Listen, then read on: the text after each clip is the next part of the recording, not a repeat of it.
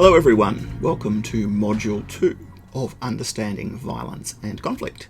And this week we're looking at the topic of nature versus nurture. And really, the focus of this topic is on the individual internal causes of violence or conflict, if it doesn't evolve into fully fledged violence. Later on we're going to look more at the external causes and the context, and they become just even more complicated than them when we look into inside. But for the first, at least, part of the study of violence, there was a temptation to try and find something within the individual that caused violence. I guess partially because it was easier than trying to affect social change to actually say, well, these are bad people and there's something wrong with them. But also I think it's part of that nature of the way Western science has approached this problem is in terms of pathology, and to see violence as a situation where things go wrong rather than as an ordinary response to a bad situation. Anyway, later on we're going to look at structural violence, and we are going to look at those broader social issues in a little bit more depth. But today we're looking at the internal functions, the internal causes, and a lot of the research that we look at from the early days of criminology and violent science seems a bit wacky by current standards.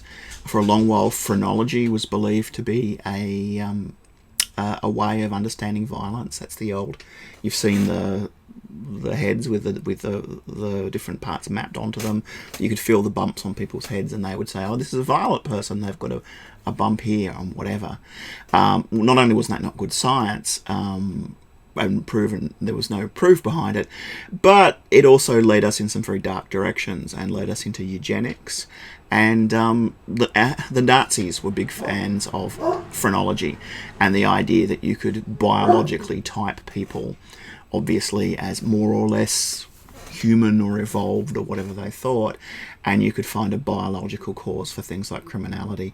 So the history of phrenology, while it was fairly mainstream around the 1890s, early 1900s, has proven to be not only bad science but also bad politics. And I know there's the issue of, when you bring up the Nazis, the conversation's over. But in this unit, we're going to bring up the Nazis an awful lot because they certainly pushed the limits of our understanding on things like violence. Okay, so do we worry about phrenology today? Surely no one believes in it anymore. Well, we do see varieties of this sort of thought pop up, though. A few years ago, after the Genome Project was mapped, there was a whole lot of interest in a violent gene or an evil gene that we could point to show that people were, some people were just born bad, and that the nature of the purpose of criminal justice was to pick out those bad people from society and keep them away from everyone else. There was also some research that followed on Jane Goodall's research into primates. One of her groups of primates went quite bad. The leader of the F group, Frodo, turned into a bit of a violent sociopath dictator in the group. And again, some people then thought, well, now we've got a biological basis here. We've got a chimp who behaves in a way that we could describe as evil or violent if it happened to a person, in a person. But then, of course, it was pointed out that Goodall's chimps were all refugees from violent backgrounds who weren't educated in normal chimp communities, and that the actual trauma the chimps had suffered was a much more explicable reason for why Frodo turned into the monster than he did than any kind of idea of genetics. So we have to be wary whenever we see causes of biological explanations of violence, that our lovely friends the Nazis are always just off stage, urging us to think about some people are evil and some people are terrible serial killers or whatever. And this, again, leads to another problem with the research, and this occurs in the biological research and the psychological research, is that we often focus on the exceptional cases, and that doesn't really help us understand when someone is so strange and so exceptional that they're completely outside the norm. So studying the psychology of serial killers is all very well and probably very fascinating, but it doesn't really tell us about violence, and the number of serial killers by percentage of population is absolutely minuscule. There was also some research into chromosomes, and men who have an extra Y chromosome are more likely to end up in prison, more likely to be violent, whatever. But these are still a very small number of people in society, and this research doesn't produce outcomes that we can actually generalize or use more generally. And sometimes it has that sinister application of if you could have a row of babies and you could pick which two of those were going to be violent, what do you do with that information? Before anything's actually happened. As I said, psychology gives it more useful than a biological understanding of these causes of violence. But psychology, of course, is very complicated and very complex, and a lot of interdependent factors. And again, the reading points this out, I believe, as well. We're often tempted to point to the exceptional situations of psychology as well, and to say we've looked at this person who behaves in a very, very strange way, but that doesn't necessarily help us understand common applications. It's not all like that. There's certainly a lot of interesting and applicable psychological research, but ultimately it gets down to there are a lot of different factors, certainly around impulse control, and a lot of them are the research comes from behaviorism and the idea that people just don't learn the right ways to behave, and their psychology is framed by these experiences, or the lack of experiences, that help people monitor and control their own behavior. So this stuff is interesting. We look at it in the reading this week, and the thing is, at the end of the day, we're not going to find a holy grail, we're not going to find a magic solution, but we're going to find a lot more interesting information about that. The second point that we look at in the study guide this week is an interesting question of, well, what happens if we flip the study over, and rather than looking for negative traits, we look for positive traits? And I think that's quite interesting. And while I am somewhat skeptical about some of the ways in which positive psychology is used, particularly by organisations, I think there is something to be said for saying, rather than looking at the deficit of people who act violently and can't control their impulses, let's look at the people who can. Let's try and understand the process by which people develop good skills at managing stress, and managing impulses, and handling conflict. Maybe that will tell us a lot more than the people who have not been able to do that. So that's an interesting discussion in itself. I think that look at, well, how can we build positive capacity, particularly for people who have issues with anger and issues with violence? How can we find ways to, if we assume that a lot of these things are behavioural and they're nurture rather than nature, how can we help people be better at that and avoid violence or future violence?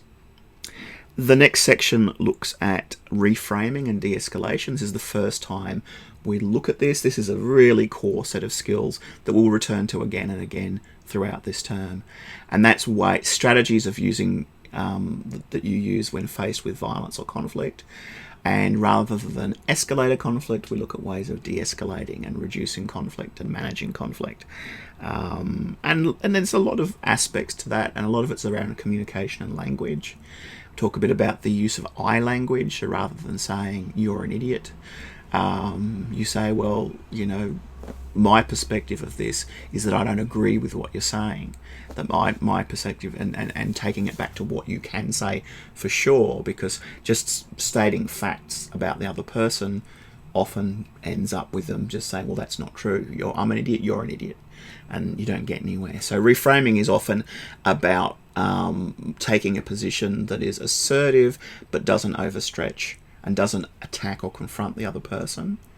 And a lot of that is also reflected in body language, which I'm currently writing the module on, and I'm looking for some good sources on violence and body language that are surprisingly hard to find, but we'll get to that in week 5 later on. And the final section for the study guide this week is looking at managing your own stress, and that's just a brief set of guidelines and resources and things to get you some help if you are in the situation that you're working with violence, you're working with conflict, and you need some self-care. You need to be able to look after yourself, and that's a very important thing, because quite often people who spend their time managing other people's conflicts end up not coming off the best of it themselves. So one of the most fundamental things is being able to look after yourself so you can help others. All right, in terms of the workshop this week, first exercise is around foundational knowledge, and it's about exploring how do we know what we know about violence, about conflict, about human nature, and we'll be sharing some, sayings and adages and things, and trying to think about how different cultures respond differently to conflict. Because one of the weaknesses in the literature is that it's very, very Western focused, and it's very, very, very American focused, and we don't have a broad set of voices. There's a lot of classic texts that say this is how you resolve conflict. And there's not a lot of diversity in there. So I'm going to start having that conversation and thinking about, well, how are these things different? And a classic example of that is the idea that the way in which you punish children affects their ability to exhibit self-control later in life. And some people don't even like the use of the word punish for various reasons. And of course, those things are totally culturally embedded, and different people have different ideas. Some people believe punishing children physically makes them more violent. Other people believe that it creates discipline. We don't necessarily want to get into the comparative of who's right and who's wrong on this, but we want to think about the way in which our attitudes are culturally situated, and that when we deal with other people, they're going to have a different point of view, and we need to take that into account. And the second exercise for the workshop is about all-round reframing. We're going to start getting that practice of reframing inflammatory statements, de-escalating, and we're going to do that all through the rest of the term. So we're just getting started there. Okay, I'm going to close this session with a look at the check-in for this week and closing the loop and getting back to you on your feedback. First of all, I think I fixed the map. I hadn't set the preferences right on the map, so you couldn't actually put your pin down on the map. Sorry about that, but you can get back into it. Just click on the link again, click on the survey, and click on the link in the survey, and you'll be able to get in and put your locations in there. Of course, not your home address or anything, but just so we can see where everyone's located in towns around Australia.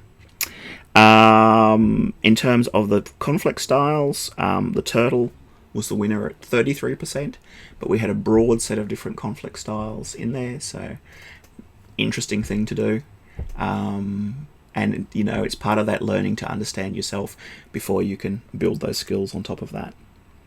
In terms of the anticipated work context, most people really were looking at handling difficult clients as the most likely situation, but still there's a number of people, there was 50% of people who thought they might be involved in actual violent circumstances as part of their work. So we're going to bear that in mind and certainly look at trying to find some of those de-escalation techniques that are not just about guiding conflict, but also connected to risk and safety and those issues as well. In terms of your reasons for studying, most people, it's all about the knowledge and understanding the area, and that's good, because that's a good, strong reason for study. No one said, because it's a set unit and I have to do it, which was nice to hear. Maybe you're thinking that, but no one said it.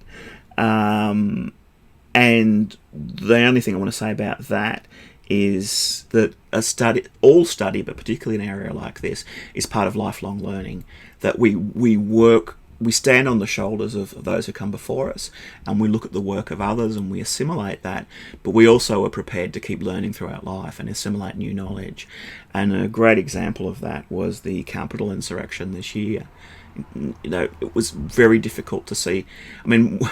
You could see the signs of it happening, but even a few years ago, if someone had said that a group of armed people were going to attack the Capitol building in Washington in the way they did, it would have seemed unthinkable.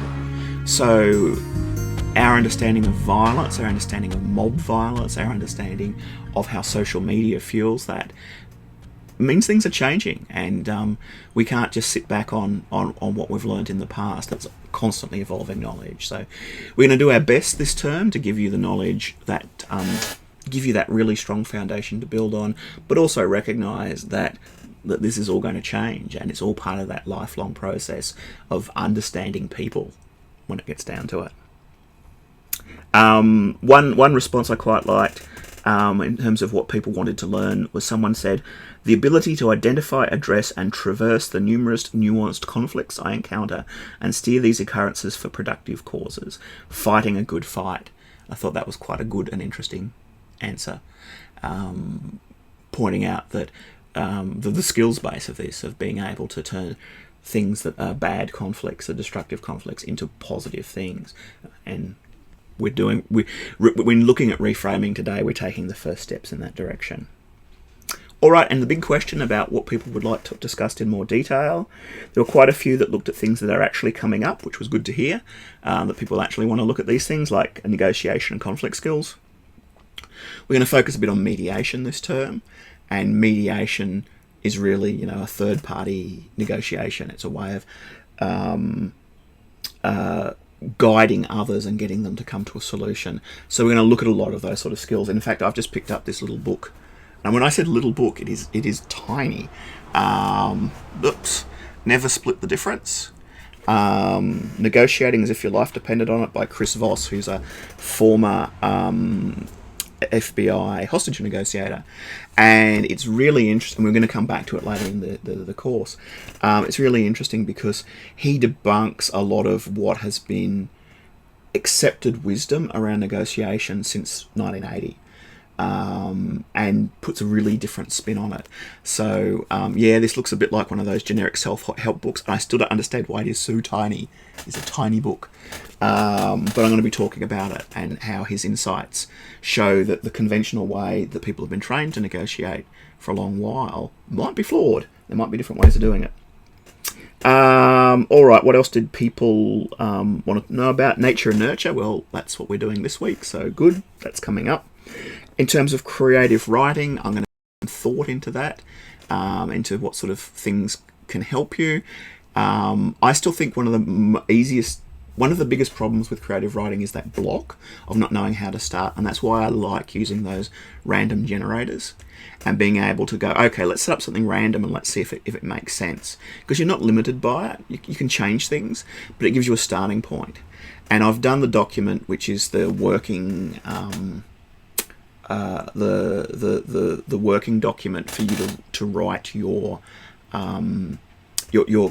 conflict scenario. I've put that up online, and one thing I thought of that might be something you might be interested in is actually doing another document for that, which has like a random generator for each of the categories that you could then use, and will give you a set of different options that you could randomize a conflict. Might not make a whole lot of sense, but you could then at least have something on the page to start working from. So yes, we can talk about that in class and see whether you'd think that would be a useful addition to the writing guide that's there. One person said they would like to know more about the history of violence. Recommend the Steven Pinker links, which I think we're in week 1. And there's a longer speech by him. There's his book, Better Angels of Our Nature, that's sitting in a pile somewhere. Which is quite good. He has a very narrow take on what violence is, so he's really looking at that direct physical violence, and he doesn't have much of a understanding or interest in structural violence. But nevertheless, it's really interesting because he's really charting out the fact that as terrible as the 20th century was, it's substantially less terrible than the centuries before.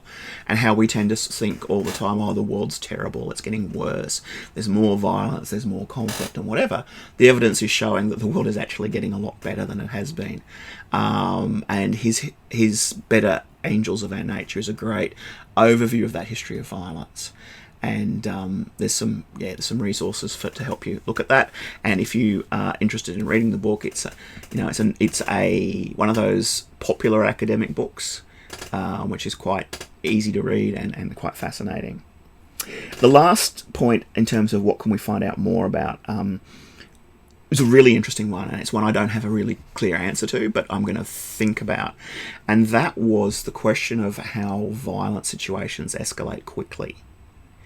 And I think that's a really interesting question.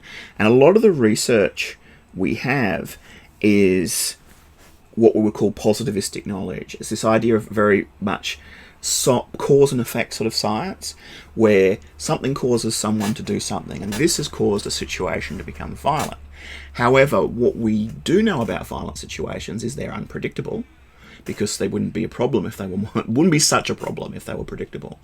But also these situations are complex. They involve a lot of different connected causes, which of themselves may not cause violent escalation, but in combination they do.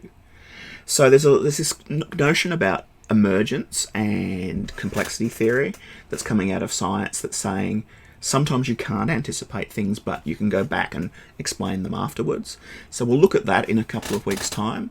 And there's also, while we're on that, connected to that, is the idea of catastrophe theory, which is a form of mathematical modelling that I don't understand, so I'm not going to ask you to understand. But it's a way of looking at the way disasters escalate really quickly, and how situations go steadily in one direction and then suddenly snap back in another direction quite dramatically. So in the foundations of science, we're starting to look at those old Newtonian models of, well, we find out the gravity that causes the apple to drop on your head, we find out the reason that makes you violent, that causes a violent action, and we're saying those simple models aren't enough. We need really complex models, and we need complex models that are not necessarily predictive. Sorry, my computer keeps switching itself off because I forget to waggle the mouse. But I am coming to the end. This is probably a fairly long video. Let me know if you mind having the longer videos, or you'd prefer these intros to be shorter and snappier. I know I'd like to have a conversation here. Well, it's a monologue, but you know, I can notionally hear you talking back to me. It's not just the voices in my head. Okay, well that's it for the week. Hopefully closing the loop has given you some satisfactory answers, and I look forward to seeing you in class.